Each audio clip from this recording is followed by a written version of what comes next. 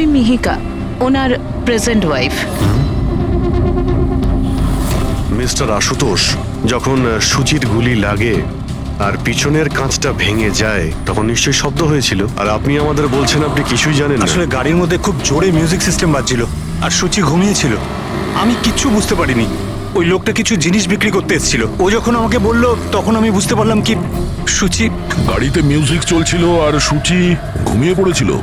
অদ্ভুত, প্রায়শই লোকেদের ঘুম একটু আওয়াজেই ভেঙে যায়, আর এত লাউড মিউজিকে সুচি ঘুমোচ্ছিল। স্যার, আপনাদের কথা থেকে বোঝা যাচ্ছে যে আপনারা আমাকেই সন্দেহ করছেন। স্যার, আমি এটা কেন করব? সুচি আর আমার ডিভোর্স নিশ্চয়ই হয়েছিল, কিন্তু আমরা ভালো বন্ধু ছিলাম আর আমাদের যোগাযোগও ছিল। আপনি আপনি দীনেশকে জিজ্ঞাসা করে নিন। দীনেশ? স্যার, আমি সুচির ভাই। ও ঠিকই বলছে স্যার, ডিভোর্সের পরেও ওর আর সুচির মধ্যে খুব ভালো সম্পর্ক ছিল, কখনো কোনো ঝামেলা হয়নি। আচ্ছা, তো আপনারা আপনারা কোথায় যাচ্ছিলেন বলুন তো? আমাদের মেয়ে রুহি বোর্ডিং স্কুল থেকে ফিরছিল। তাহলে এই সুচি কি গাড়িতে ওঠার পরেই ঘুমিয়ে পড়ে নাকি পরে? স্যার, ব্যাপারটা হলো আমাদের মধ্যে একটু আগে ঝগড়া হয়েছিল। আশুতোষ, রুহি স্কুল খুব ভালো, এই স্কুল চেঞ্জ করার কোনো দরকারই নেই। সুচি, এই স্কুলটার টাকা পয়সা খুব বেশি, আমি এর ফিসটা জোগাড় করতে পারবো না। কিন্তু আমি করতে পারি, আর আমি আমার মেয়ের এডুকেশনে কোনো কম্প্রোমাইজ করব সুচি, না। আমি তোমার থেকে টাকা নিতে পারবো না। কেন? ও, তোমার মেয়ে লিগো চলে আসে, তাই না? যে আমি তোমার থেকে বেশি ইনকাম করি। জানো, আমাদের ডিভোর্সের কারণ এটাই, যে একটা মেয়ে একটা ছেলের থেকে বেশি ইনকাম করে। সাফল্যটা মনের ব্যাপার, এটা স্বামী স্ত্রীর প্রতিযোগিতা নয়। তোমার সাথে কোনো তর্ক করতে চাই না, না এই ব্যাপারে কোনো কথা বলতে চাই। রুহি এই স্কুলেই থাকবে। তারপর আমাদের মধ্যে আর কোনো কথা হয়নি। আমার মনে হয়েছিল ঘুমিয়ে পড়েছে। আচ্ছা, এই যখন ঝগড়া হচ্ছিল তখন গাড়ি কোথায় ছিল, মানে কোন এলাকায়? স্যার, লিংক রোডের সিগন্যালে, কেপি থিয়েটারের পাশেই। আর তারপর কোন রাস্তায় গেছিলেন আপনারা? সেখান থেকে স্যার আমি লেফট নিলাম, ওই সামনে ফ্লাইওভারটা আর দেখে। সোজা এখানে চলে এসেছেন? হ্যাঁ স্যার। তার মানে প্রায় 2 কিলোমিটার এই গাড়িটা চলেছে। তার মানে 2 কিলোমিটারের মধ্যেই কোথাও গুলি চলেছে সুচির উপরে। পঙ্কজ, একটা কাজ করো তো, কেপি থিয়েটার থেকে এইখানে 2 কিলোমিটার অবধি চেক করে দেখো তো, যদি কোথাও কিছু প্রমাণ পাওয়া যায়, মানে কোথাও কাচের টুকরো পড়েছে কিনা দেখে নিও, ঠিক আছে? আর হেঁটে যেও। 2 কিলোমিটার স্যার? হেঁটে যাও। গুলিটা অদ্ভুত অ্যাঙ্গেল থেকে লেগেছে, এই নিচে, মানে গুলিটা উপর থেকে নিচে এসেছে, মানে যে গুলি চালিয়েছে তার হাত উঁচু করতে হয়েছে ফায়ার করার সময়।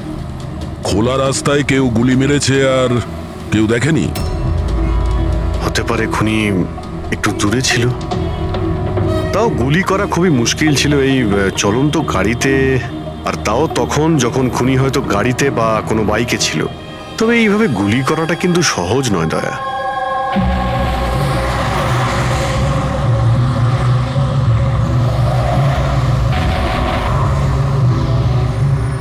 রাস্তায় কোথাও গাড়ি দাঁড় করিয়েছিলে তুমি? সিগন্যালে দাঁড়িয়েছিলাম একবার, ব্যাস, আর কোথাও নয়। যদি সিগন্যালেও কেউ গুলি চালায় কিংবা অন্য কোথা থেকেও যদি গুলি চালায়, তাহলে এম করার সময় তো টাইম লাগবে। তাহলে কেউ গুলি মারতে কাউকে দেখলো না কি করে? হ্যালো? হ্যাঁ স্যার, ঠিক আছে স্যার, আমরা পৌঁছাচ্ছি। কি হয়েছে? এসিপি স্যারের ফোন ছিল, আর একটা লাশ পাওয়া গেছে কামরি ব্রিজের নিচে।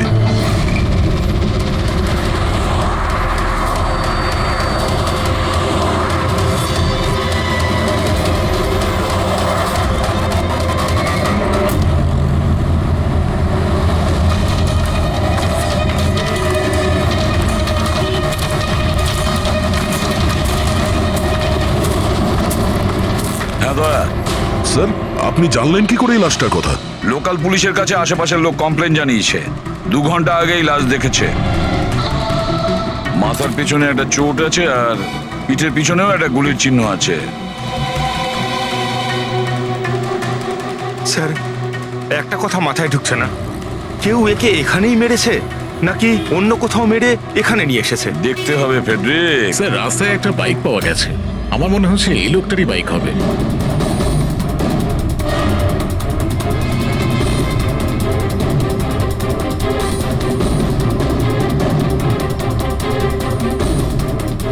Skid mark. স্যার, মনে হচ্ছে এই লোকটা বাইকে যাচ্ছিল কেউ পেছন থেকে গুলি করে দিয়েছে।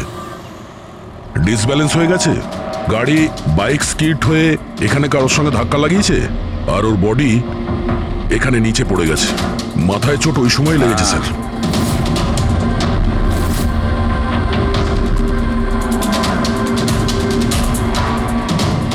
স্যার হ্যাঁ কিছুতেই বুঝতে পারছি না এই লোকটা কে। এর কোনো রকম আইডেন্টিফিকেশন নেই। আমি মিসিং পার্সনস ব্যুরোতে জিজ্ঞেস করে দেখবো কি? ফেডরিক, এত তাড়াতাড়ি কেউ মিসিং পার্সনস ব্যুরোতে রিপোর্ট করে না। একটা কাজ করো, আরটিওতে গিয়ে এই বাইকের রেজিস্ট্রেশন চেক করো। ওখানেই সমস্ত ডিটেলস পাওয়া যাবে যে মালিক কে। ওই কেসটার ব্যাপারে কি হলো কিছু জানতে পারলে? না স্যার, খুব অদ্ভুত কেস। বুঝতে পারছি না গুলি কে চালিয়েছে আর কোথা থেকে। পুরো এলাকাটা খুঁজে দেখেছি স্যার, কিন্তু কিচ্ছু পাইনি। ট্রাফিক পুলিশরা কি বলছে?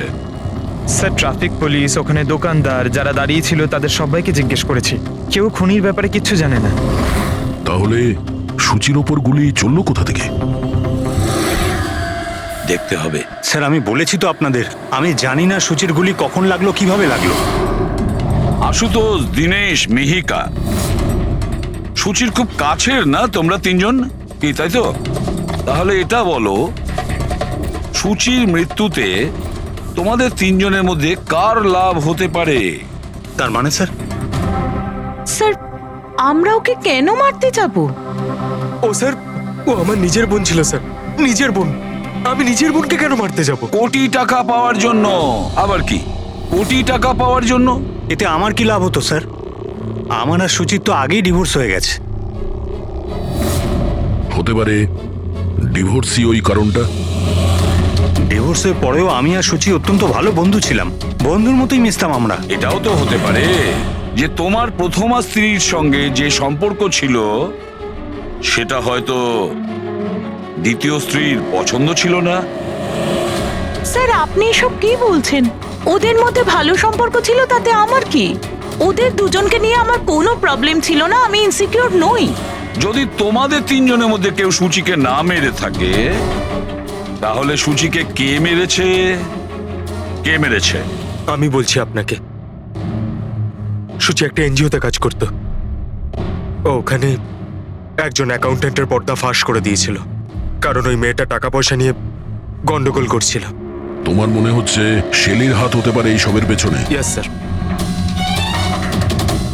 ওকে অনেকবার হুমকিও দিয়েছিল। স্যার আমার তো মনে হচ্ছে কি এই কাজটা হয়তো পৃথ্বীর হতে পারে। আচ্ছা, এই পৃথ্বী কি? খুবই খুবই অসভ্য ধরনের লোক, ওই রোমিও টাইপের। সুচি পুলিশকে কমপ্লেনও করেছিল ওর বিরুদ্ধে, কিছুদিনের জন্য জেলেও গেছিল। ঠিক আছে, তোমরা তিনজন যেতে পারো। Thank you sir. Thank you sir. Thank you sir.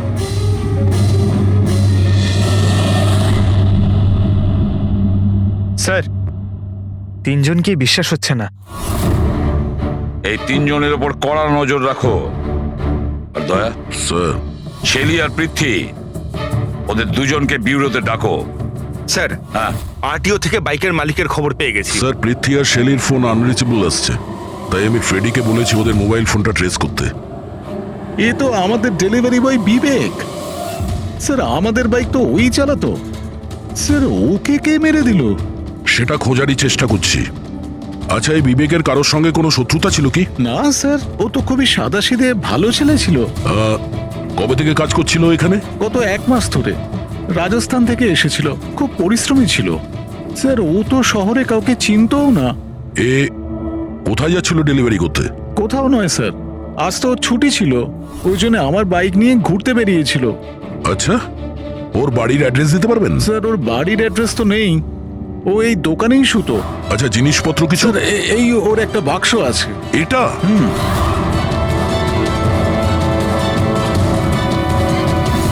Sir এই লোকটার বক্স আর সবকিছু চেক করলাম, তাতেই সার্কাসের প্যাম্পলেট ছাড়া কিছুই পেলাম না।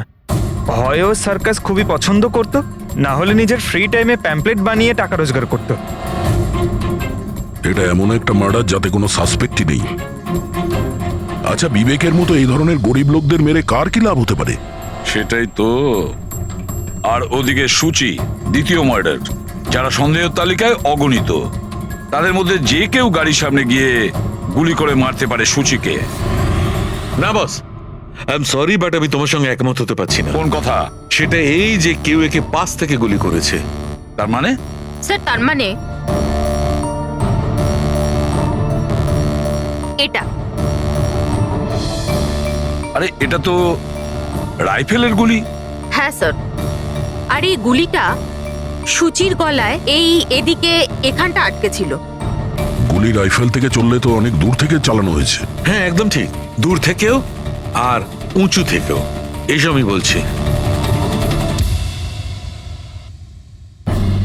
এই দেখো বস, 50 ডিগ্রি অ্যাঙ্গেল থেকে সূচিকে গুলি করা হয়েছে। গুলি এখান থেকে এসেছে, কারের কাঁচের জানলা ভেঙেছে আর গিয়ে এর গলায় লেগেছে। এই গুলি যে অ্যাঙ্গেল থেকে চলেছে ডক্টর, কত দূর থেকে চলেছে এই গুলিটা? এই ধরো 70 ফিট দূর থেকে। তার মানে কোনো উঁচু বিল্ডিং থেকে চালানো হয়েছে। সে তৈরি হয়ে বসেছিল বিল্ডিং এর ওপরে গুলি চালানোর জন্য। একটা কাজ করো, ওই এরিয়ার ম্যাপটা বের করো। গুলি গাড়ির বাঁদিক থেকে এসেছিল, আর বাঁদিকে প্রায় অনেকগুলো এরকম বিল্ডিং আর হাই রাইজ টাওয়ার আছে স্যার। যে জায়গায় ওদের দুজনে ঝগড়া হয়েছিল সেখান থেকে সূচির লাশ যেখানে পাওয়া গেছে, তার মধ্যে প্রায় 15 থেকে 20টা টাওয়ার আছে। এর মধ্যেই কোনো একটা বিল্ডিং থেকে গুলি চালানো হয়েছে।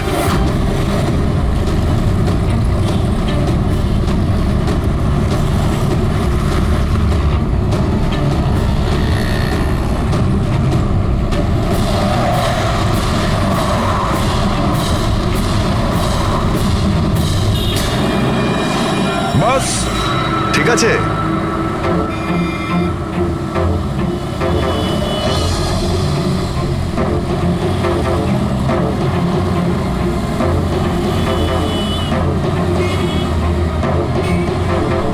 এই অভিজিৎ স্যারের হাতে ওটা কি? মার কাছে ফ্রেডি, ঠিক সেই হাইটে যে হাইটে সূচির গুলি লেগেছিল। আর আমার হাতে এই ডিজিটাল ডিস্টেন্স রিডার আছে। এর থেকে এই লেজার লাইট যদি ওই মার্কেট ঠিক যায় তাহলে তার মানে গুলি এখানে এই বিল্ডিং থেকেই চালানো হয়েছে। সব মাথার উপর দিয়ে গেল। ঠিক আছে, এটা এখনই করে দেখছি। হ্যাঁ দয়া, আমি তৈরি। ওকে অভিজিৎ, একটু ডান দিকে এসো, ডান দিকে। হ্যাঁ ঠিক হালকা আছে। হ্যাঁ একটু বাঁদিকে। ব্যাস ব্যাস ব্যাস, ঠিক আছে। একটু পেছনে, একটু পেছনে। দেখেছো, এই লেজার ঠিক ওই মার্কে হিট করছে না, হিট করছে না ওখানে। গুলি এখান থেকে চালাইনি স্যার। এক্স্যাক্টলি। আরে স্নাইপারের কাছে অত সময় ছিল না নিশানা ঠিক করার জন্য যখন ও সূচিকে গুলি চালিয়েছিল। একটা কাজ করি, অন্য কোনো বিল্ডিং এ যাই। ঠিক আছে চলো।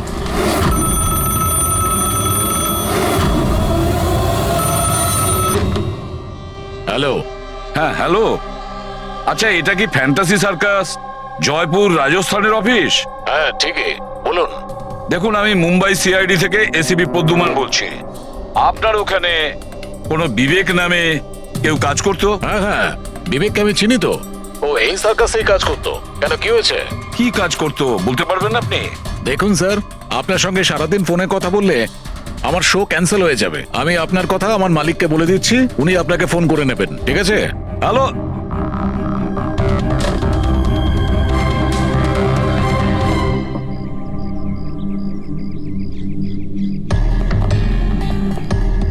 অদ্ভুত স্যার, বিল্ডিং এ কোনো গাড়ি দেখলাম না। মনে হয় গুলি এখান থেকেই করা হয়েছিল।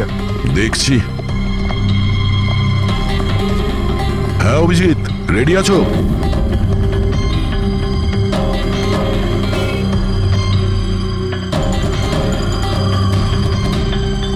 না অভিজিৎ, এখান থেকে টার্গেট ঠিকঠাক লাগছে না। একটু ডান দিকে এসো, ডান দিকে। আর একটু। হ্যাঁ পারফেক্ট পারফেক্ট। এখানে লেগে গেছে নিশানা। তার মানে হলো সূচি এখানেই ছিল যখন ওর গুলি লাগে। পঙ্কজ, ফ্রেডি, একটু আশেপাশে দেখো ওই স্নাইপার কোনো প্রমাণ ফেলে গেছে কিনা। কিন্তু ভাই দয়া, এখানে তো কোনো স্পিড ব্রেকারও নেই। সে এমন কোন স্নাইপার হবে যে ওই বিল্ডিং এ বসে এত দ্রুত যাওয়া কোনো গাড়িতে নিশানা লাগাবে যেটা সূচির ঘাড়ে গিয়ে লাগবে। হ্যাঁ এটা তো সত্যি। আশুতোষ, যখন তোমার গাড়িটা এখানে ছিল হ্যাঁ তখন কোনো কারণে তোমার গাড়িটাকে স্লো করতে হয়েছিল কিংবা দাঁড় করাতে হয়েছিল, কিছু মনে আছে? হ্যাঁ স্যার, আমি যখন ড্রাইভ করছিলাম তো গাড়ির সামনে একটা ভিখারি এসে গেছিল আর আমায় ব্রেক করতে হয়েছিল। ভিখারি? হ্যাঁ, কি হলো? এইদিকে কিচ্ছু নেই স্যার। কিচ্ছু নেই? ওদিকেও কিছু নেই স্যার। ওই ভিখারি দেখতে কেমন ছিল? স্যার, ওর এক হাতে তো একটা ক্রাচ ধরা ছিল, অন্য হাতে লাল পোটলা, গলায় গামছা আর মাথায় অর্ধেক টাক ছিল। অভিজিৎ, এই ফ্লাইওভারের নিচে অনেক ভিখারি থাকে, ওদের মধ্যে কেউ একজন হবে। হ্যাঁ, আমি শুনলাম আশুতোষ যা বললো ভিখিরির ব্যাপারে। আমি নিচে গিয়ে দেখছি। এই কে তোমরা? কাকে জিজ্ঞেস করে ওপরে এসছো? তুমি এখানকার ওয়াচম্যান, ডিউটিতে কেন ছিলে না? আমার ইচ্ছে। এই তোমরা কে আমাকে ডিউটি শেখাচ্ছ? সিআইডি। সিআইডি? জানো তোমার জন্য এখানে একজন মহিলার খুন হয়ে গেছে? আমার জন্য খুন? কেউ এই ছাদ থেকে একজন মহিলাকে নিচে গুলি মেরেছে, কি জানো ওই ব্যাপারে?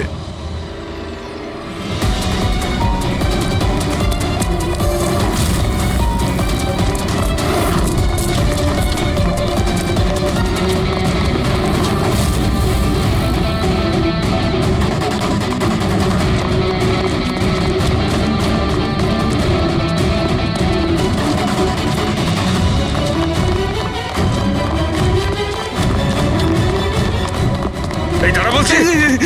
স্যার স্যার আমি কিছু করিনি স্যার। স্যার আমাকে ছেড়ে দিন স্যার, আমি কিছু করিনি। কিচ্ছু করিসনি, কিচ্ছু করিসনি তুই। চল। আমি ভয় পেয়ে গেছিলাম স্যার। কেন ভয় পেয়েছিলি? কি জানিস এই খুনের ব্যাপারে? স্যার আমি টাকা নিয়েছিলাম, কিন্তু এটা বলেনি যে ও কাউকে খুন করতে চলেছে স্যার। কে ছিল ওই লোকটা? আগে কোনোদিনও দেখিনি স্যার। ও বলেছিল যে ও বিল্ডিং এর ছাদে গিয়ে ওর গার্লফ্রেন্ডকে প্রপোজ করতে চায়। স্যার ও 2 ঘন্টার জন্য 15,000 টাকা দিয়েছিল স্যার। আমি তো এত টাকা এক মাসেও কামাইনি স্যার কোনোদিনও। স্যার ও হেলমেট পরেছিল আর চোখে চশমাও ছিল।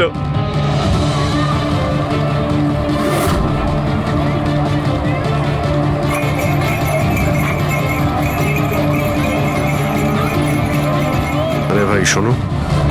ও দাদা, আচ্ছা এখানে এমন কাউকে তোমরা দেখেছো যে মাথায় লাল গামছা বাঁধে, লাল রঙের একটা বোঁচকা আছে আর লাঠির সাহায্যে হাঁটেও? আরে দাদা শোনো, এমন কাউকে দেখেছো যে মাথায় লাল রঙের গামছা বাঁধে, লাল রঙের একটা বোঁচকাও রাখে আর খুঁড়িয়ে খুঁড়িয়ে হাঁটে? দেখোনি?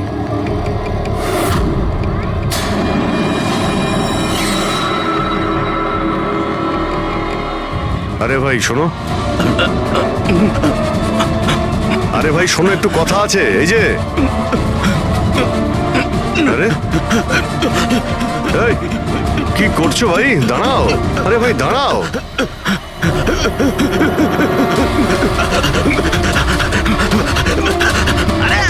আমি কিছু করিনি। আমার কাছে কোনো টাকা পয়সা নেই। আমি কোনো কিছু চুরি করিনি।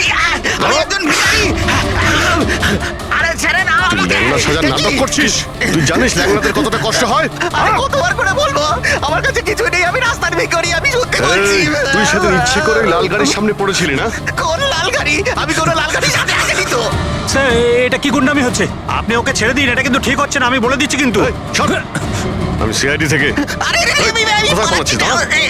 ভদ্রভাবে বলে দে, না হলে আমি রেগে গেলে কিন্তু এর ফল খুবই খারাপ হবে। না, স্যার, আপনি যদি সত্যি সিআইডির লোক হন, আমি সব বলছি। একটা লোক আমাকে টাকা দিয়েছিল এসব করার জন্য, আর ও বলেছিল যে যখনই একটা লাল গাড়ি আসবে তার সামনে পড়ে যেতে, তাই আমি করেছিলাম স্যার। তুই কি করে জানলি যে লাল গাড়ি কখন আসবে? ওই ছাদে একটা লোক দাঁড়িয়ে আমাকে ইশারা করছিল, ওই রকমই। ও যে ইশারা করবে আমি তখনই লাল গাড়ির সামনে উল্টে পড়ে যাব।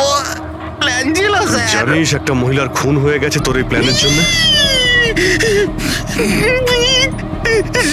সাহেব আমাকে ক্ষমা করে দিন। দেখুন আমি রাস্তার একজন ভিখারি। ঠিক আছে, তুই এটা বল ওই লোকটা দেখতে কেমন ছিল? ওই স্যার, ও হেলমেট পরেছিল, মোটরসাইকেলে এসেছিল, আমি তো ওর মুখটা দেখতেই পাইনি। আরে ভাই কিছু তো দেখেছিলি, কিছু তো শুনেছিলি। ওর একটা ফোন এসেছিল, ফোনে বলছিল যে তাড়াতাড়ি দেখা করতে এসো, আর উত্তরে বললো যে আমি ওখানে পৌঁছচ্ছি। কোথায় কোথায় পৌঁছতে বলছিল তোর মনে আছে কিছু? হ্যাঁ, মনে পড়েছে। ভান্ডুপ মিল। ভান্ডুপ মিল? ভান্ডুপ মিল? আচ্ছা ঠিক আছে, ঠিক আছে, ফিরে এসো। আমি স্যারকে ইনফর্ম করছি। Okay sir. হ্যাঁ অভিজিৎ ভান্ডব মিল থেকে ফিরে আসছে। ও বলছে যে মিল একদম ফাঁকা পড়ে আছে, কোনো প্রমাণই ওর হাতে পড়েনি। খুনি তো ওখান থেকেই পালিয়ে গেছে। হতে পারে অভিজিৎ পৌঁছানোর আগেই ওখান থেকে ও পালিয়ে গেছে। পঙ্কজ, হ্যাঁ স্যার। পঙ্কজ একটা কাজ করো, যখন সুচির গুলি লেগেছিল ঠিক ওই সময় ওই এরিয়াতে কতগুলো মোবাইল অ্যাক্টিভ ছিল খোঁজ নাও। স্নাইপারের ফোন ওদের মধ্যেই কারোর হবে। স্যার। হ্যাঁ হ্যাঁ পঙ্কজ, এটাও দেখো ওর মধ্যে কতজন লোক ভান্ডুপ মিলে গেছিল। স্যার,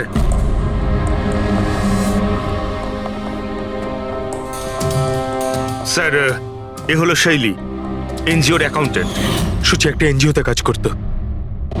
ও ওখানে একজন অ্যাকাউন্টেন্টের পর্দা ফাঁস করে দিয়েছিল। আর এ হলো পৃথ্বী, যার বিরুদ্ধে সুচি রিপোর্ট লিখিয়েছিল। সুচি পুলিশে কমপ্লেনও করেছিল ওর বিরুদ্ধে, কিছুদিনের জন্য জেলেও গেছিল। আপনারা কি করে ভাবলেন যে সুচির মৃত্যুর জন্য আমি দায়ী? হ্যাঁ স্যার, আমিও তো এমন কিছুই করিনি। আমি তো কারোর মার্ডার করিনি স্যার। শেলি, তোমার চাকরি চলে গেছিল সুচির জন্যে, আর তারপর থেকে তোমার এখনো পর্যন্ত কোনো চাকরি পাওইনি। ধার করে করে সংসারে খরচা চালাচ্ছ তুমি। হ্যাঁ, আর পৃথ্বী, 1 সপ্তাহ তুমি জেলে ছিলে। নিজের এরিয়াতে তোমার খুব বদনাম হয়েছে, তাই তো? তো কি হয়েছে? যদি আমার কোনো বদনামের ভয় থাকতো তাহলে বাড়ি বদলে নিতাম। কারণ মার্ডার করতে যাবোই বা কেন আমি? আর স্যার, এমনটা নয় যে আমি কোথাও চাকরি পাচ্ছি না। বলতে পারেন আমি আমার মতো কোথাও চাকরি পাচ্ছি না, এই জন্য আমি কোথাও জয়েন করছি না। আপনাদের আশুতোষ আর তার নতুন স্ত্রী, তাকে এসব প্রশ্ন করা উচিত। ওদের জীবন সুখী নয়, কিন্তু সবাইকে দেখিয়ে বেড়ায়। আশুতোষ তো সুচির কাছে ফিরে যেতে চাইছে। হয়তো ও নতুন স্ত্রীকে নিয়ে খুশি নয়, তাই। আর স্যার, সুচির না ওর ভাইয়ের সাথেও বনিবনা ছিল না, সব সময় না ফোনে ঝগড়া করতে থাকতো। আচ্ছা, আর কি ব্যাপার নিয়ে ঝগড়া হতো এদের দুই ভাই বোনের মধ্যে? আসলে স্যার, দিনেশ আশুতোষকে হুমকি দিয়েছিল ও সুচির থেকে দূরে থাকার জন্য। হয়তো সুচির এটা পছন্দ হয়নি। আর স্যার, ও আমাকে আর একটা কথা বলেছিল, মেয়েকা হিংসে করে ওর আর আশুতোষের মেলামেশায়। 100% মনে হয় এদের মধ্যেই কেউ একজন ওকে মার্ডার করেছে। হ্যাঁ স্যার। আচ্ছা, ঠিক আছে, যেতে পারো তোমরা দুজন, কিন্তু একটা কথা ভালো করে মনে রাখবে, যতক্ষণ না আমাদের ইনভেস্টিগেশন শেষ হচ্ছে তোমরা শহর ছেড়ে বাইরে যাবে না। এই কেসে কারোর কথার উপর ভরসাই করতে পারছি না স্যার। মনে হচ্ছে সবাই মিথ্যে কথা বলছে। হ্যাঁ, সে যেই হোক খুব বড় প্ল্যানিং করেছিল। প্রথমে ভিখারিকে টাকা দিয়েছে, একটা ওয়াচম্যানকে হায়ার করেছে, আর তারপরে স্নাইপারকে হায়ার করেছিল। আর ঠিক সময় আসতেই ও সুচিকে গুলি করে মারে। স্যার, হ্যাঁ, স্যার যে সময় ওর ওপর গুলি চালানো হয়েছিল স্যার, তখন ব্রিজের আশেপাশে 2000 লোকের মোবাইল অ্যাক্টিভ ছিল। তাহলে ওই সময় কোন মোবাইল ফোন পান্ডু মিলের দিকে গিয়েছিল? একটা নাম্বার গিয়েছিল, কিন্তু সেটা প্রাইভেট নাম্বার, তাই ট্র্যাক করতে পারিনি। আর কি বলতে পারো এই নম্বরের ব্যাপারে? এটাই স্যার, ওটা মিল অব্দি গেছিল কিন্তু দাঁড়ায়নি, ওটা সোজা কামরি ব্রিজের দিকে চলে গেছিল, আর ওখান থেকে সিগন্যাল পাওয়া যাচ্ছিল না। কামরি ব্রিজ? স্যার, বিবেকের লাশটাও তো আমরা ওখানেই পেয়েছি। এটা কোনো কোইন্সিডেন্ট হতে পারে না? রাজস্থানে বিবেকের বাড়িতে ফোন করি, ওর ব্যাপারে পুলিশ কি ইনফরমেশন জোগাড় করলো জানতে হবে। দয়া, এই বিবেকও তো খুনি হতে পারে। কেউ বিবেককে খুন করে দিয়েছে? একজন খুনির খুন? অনেক কিছুই হতে পারে ফেডরিক। এই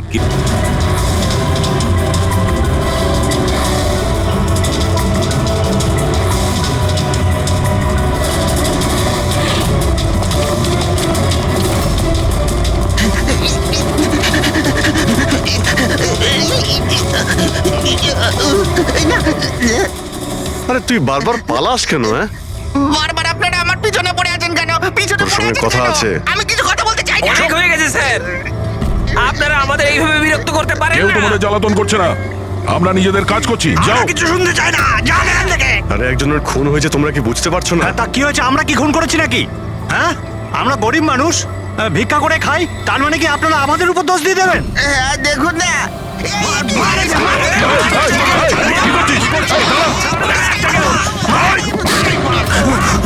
অভিজিৎ, তুমি ঠিক আছো?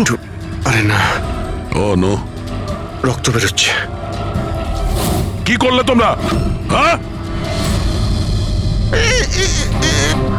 এই দেখ, এই লোকটা টাকা দিয়েছিল তোকে। স্যার ও মারা গেছে। হ্যাঁ, ও মারা গেছে। ভালো করে দেখ, এটা কি সেই লোকটা যে তোকে গাড়ির সামনে করতে বলেছিল? একটু জুম জুম করুন।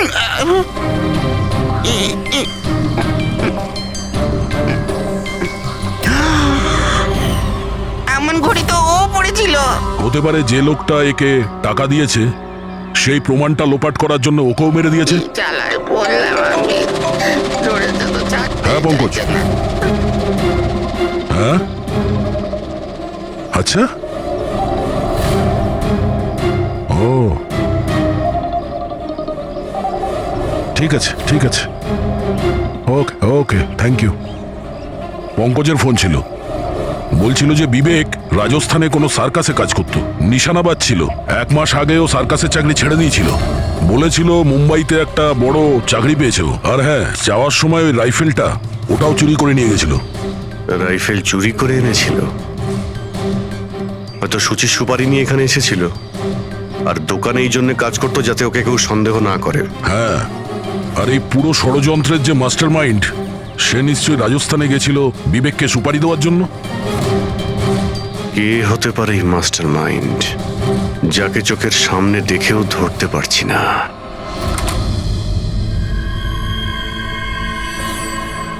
আরে মিস্টার আশু।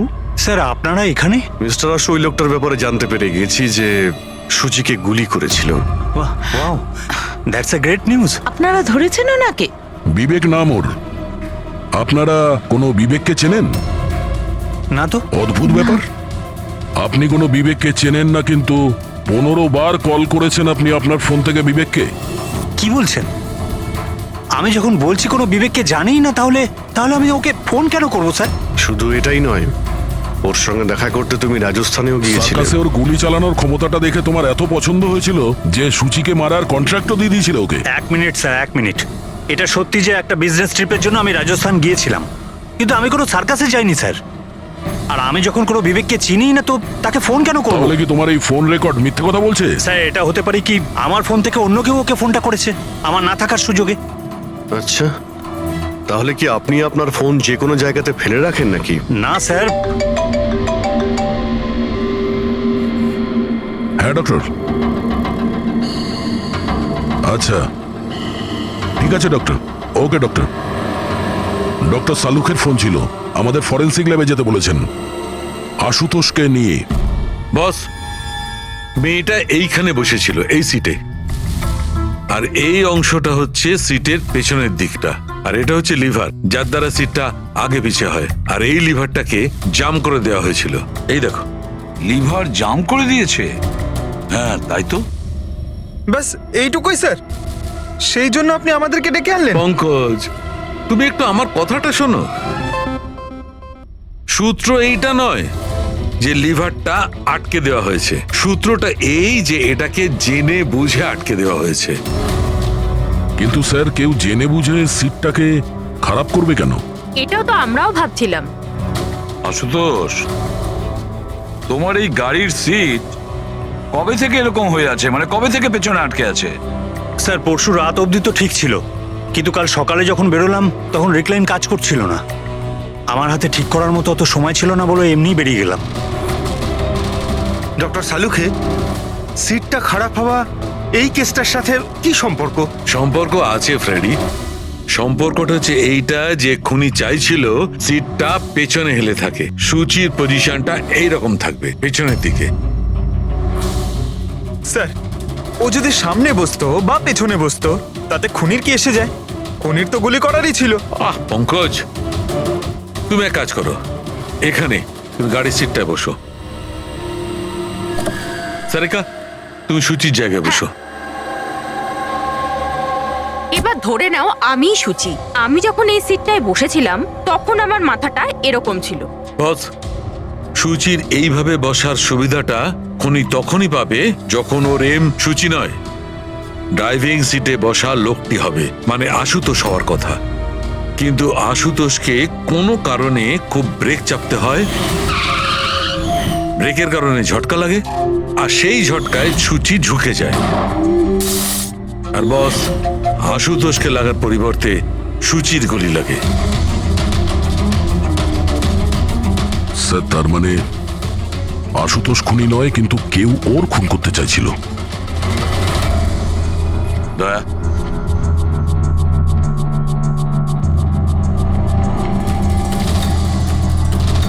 আশুতোষ, হ্যাঁ স্যার। তুমি একটা কথা বলো, তোমার কি কোনো শত্রু আছে? এমন কোনো শত্রু যে তোমাকে প্রাণে মেরে ফেলতে চায়? ভেবে চিনতে বলো, ভাবো।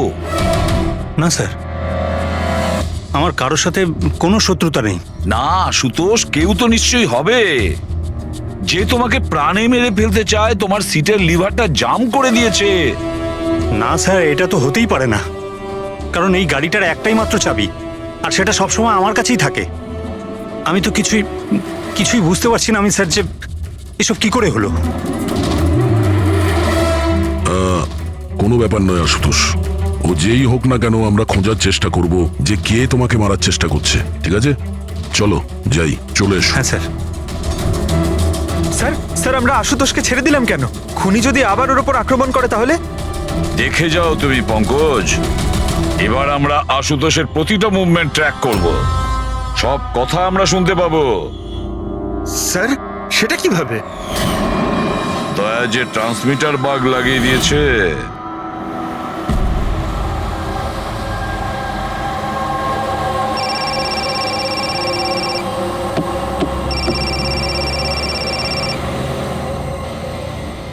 হ্যালো, হ্যাঁ বলো। আচ্ছা, ওকে, চলে এসো বাড়িতে। ওখানে? কিন্তু ওই জায়গাটা তো বন্ধ না? ঠিক আছে।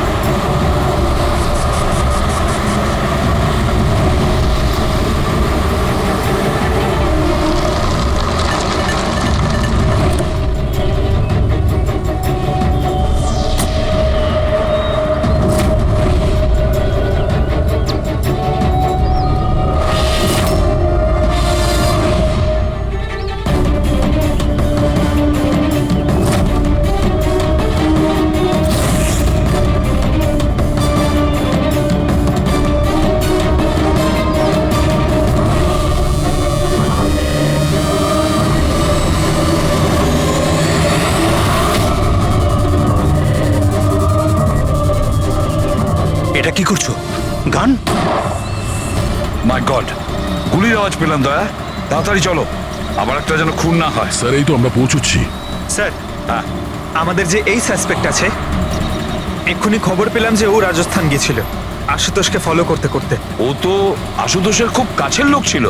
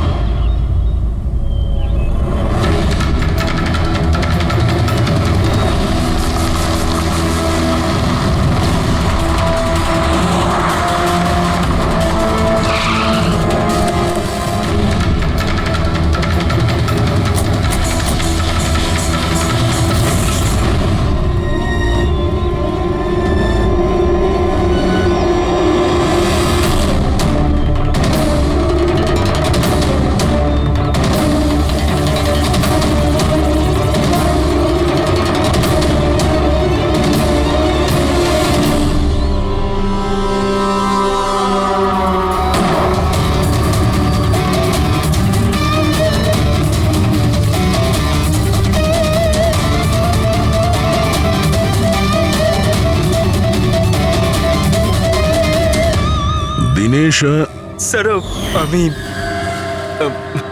সুচির ভাই। মরে গেছে স্যার। আমি কিছু করিনি স্যার, এই আমাকে মারতে চেয়েছিল। এই আমায় মারতে চেয়েছিল। কেন মারতে চেয়েছিল এ? স্যার, এর মনে হতো যে এর বোনের সর্বনাশের জন্য আমিই দায়ী। বিয়ের পর সুচি ডিপ্রেশনে চলে গেছিল, আর তাইও নিজেই নিজেকে মারারও চেষ্টা করেছিল। আর এই সমস্ত আমি কিছুই জানতাম না স্যার, একদমই জানতাম না। আর আমার এই না জানার কারণেই এই দুজনের মৃত্যুর কারণ আমি হয়ে গেলাম স্যার, এটা সম্পূর্ণ না জানার কারণে। পঙ্কজ, একে ছায়া নিয়ে বসাও, ঠিক ফরেন্সিক ল্যাবে পাঠিয়ে দাও।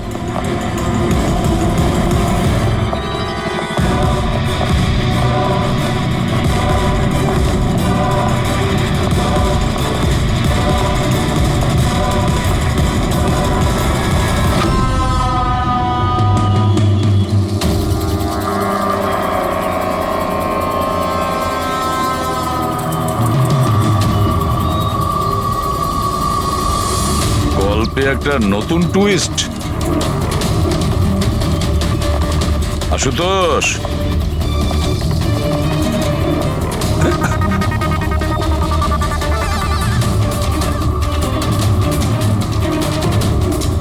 এটা কি চেনো? না স্যার, আমি ঠিক জানি না। জানো না? এক্ষুনি জেনে যাবে। পঙ্কজ, চেক করো ওকে। কিন্তু কেন?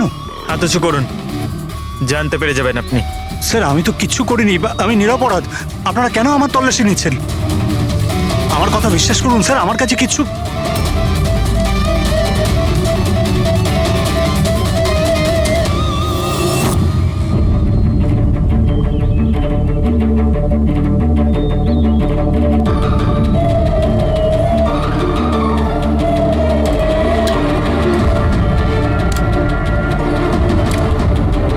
স্যার এই নিন ও রাবার বুলেটস।